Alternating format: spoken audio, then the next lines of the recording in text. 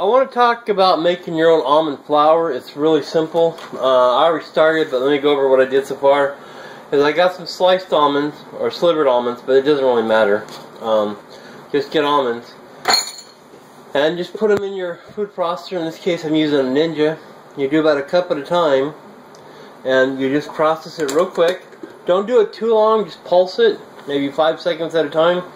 Otherwise, if there's too much moisture, it'll turn into like an almond butter. But if you just pulse it,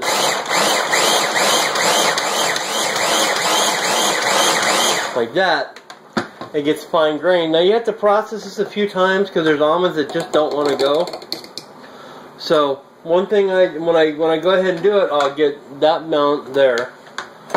And then I'll run it through a sieve and strain it out, and I'll just keep reprocessing until I get the fine grain. Now, I've got this kind of sieve, and that's what I use for my, well, I'm going to be using in my next video, actually. But almond flour costs a lot. This was a pound, so a pound of almond flour is like 10 bucks, I think, and this was like $2 at Harris Teeter. So go ahead and you just run it through here and you get your sifted flour out. And then you'll keep running the big ones down. Now there'll be some that won't grind no matter what. They won't turn into butter. For those you can just get rid of. Another thing is you can use a hand sifter that goes like that. I have one but I don't know where it's at. So we're just doing this one today. But basically that's it. And I'll just go ahead and edit the video at the end here and show you my resulting flour. Alright, I'll be right back.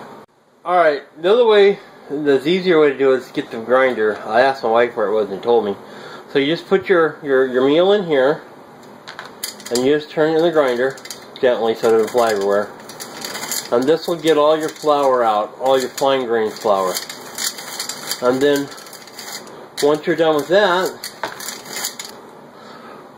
alright, so as you see we got the hard grains in there now, or the bigger ones.